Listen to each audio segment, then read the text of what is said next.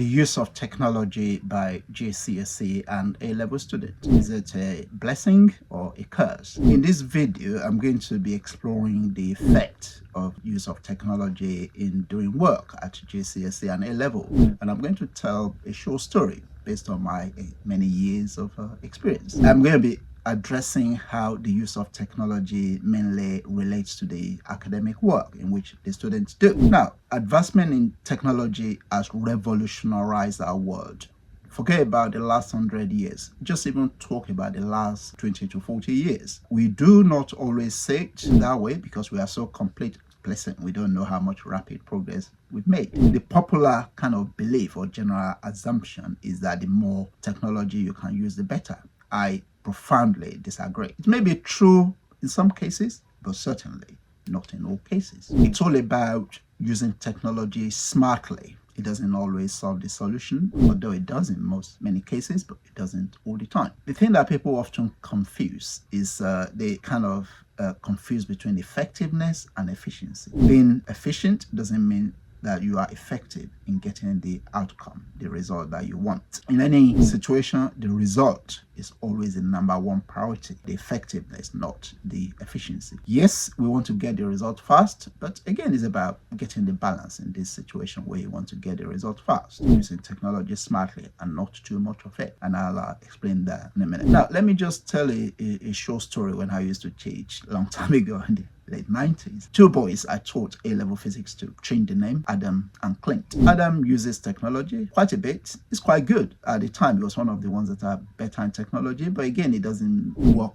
It doesn't work in too much detail, but use technology sufficiently enough. So in his physics coursework, he used it to present some things very interestingly, sufficiently, and I'll tell you the grade he got later. Then the other boy, Clint, very nice boy, very pleasant. He uses technology superbly to do all the bells and whistles in his coursework. I'm actually talking about the physics coursework here. But yeah, Clint is very obsessed. I think it was called CAD at the time, to draw things and a lot of presentation on computer. Now, in the end, for the coursework aspect, both students got B+.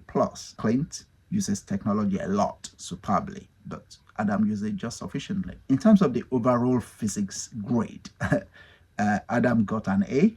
There was an A star at the time. Adam is obviously also a very bright boy, so I must say that. On the other hand, Clint got an E grade. No, I'm not saying that because he got the E grade simply because he uses technology too much. Remember that the technology used, the computer at the time, and still the case, is just for the coursework aspect. You can't use it for the actual exam, for most people anyway. So one of the questions that you may want to ask is, Clint, was he spending too much time making all the bells and whistles instead of revising for his exams? So there are questions there to be asked and to be thought, things there to think about. Now, these are areas. I'm going to list a few areas in which the use of technology can be a hindrance to students getting the grade. Before I list those, let's remember the actual exams, GCSE and A-level, are done with a pen and paper. We have to bear that in mind. This is a list of a few things in which technology can be a hindrance. Typing all essays and work, perhaps handwriting some of them or most of them, and then taking a picture and then sending it to the teacher. Number two, practicing questions, too much of multiple choice questions instead of the ones that way you actually solve problems, and doing them by handwriting with a pen. Number three, spending too much using computer to present work without the bells and whistles. Lots of style, but not enough substance. Number four, not printing out enough past papers, for example. Of course, you have to do a mixture of printing out some and doing some computer. We actually need to do most of it, print the questions out. Number five, using computer to do all the revision. Well, not many students do this, I will say, but some still do, instead of a mixture of computer-based work and actually printed book. Number six, the last but by no means not the least, is listening to music on your device while working, which is fine. But if you have your notification switched on, your device is not on aircraft mode, it's not a good idea. It should be on aircraft mode. Yes, you can download your music, so you can use it while you are offline. And it does actually. The type of music itself matters.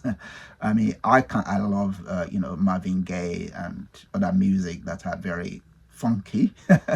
Something music that is appropriate, that allows me to keep in the mood and not let me get too excited.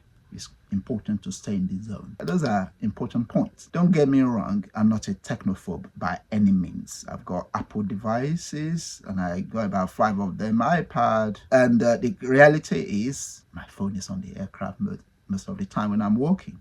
I don't get notifications. Well, actually, I do get a lot of notification. It's notification from me. I set my alarm or my calendar sometimes is too subtle. So it has to be an alarm to remind me of something because I easily forget things. So I use technology a lot, but most of the time I use my pen and paper. Yes, I have on my iPad, I invested in Apple Pencil at some point, and I can write things down, which is cool if you can use it properly. Or Surface Pro is an excellent way, or any touchscreen device whereby you can actually write with digital pen, so you can store it digitally. Or simple, write it using an exercise book, not flimsy papers, and then take a picture or scan it and then store it electronically. One thing I forget, please never use your phone as a calculator. That is horrible, I would say. I will even go far in terms of using a phone as a calculator. Have 2 calculators, not 1 but 2, and they need to be of the same type so that you are used to them in case one breaks, or you won't get lost, or no battery, in case you have one with a battery, that is.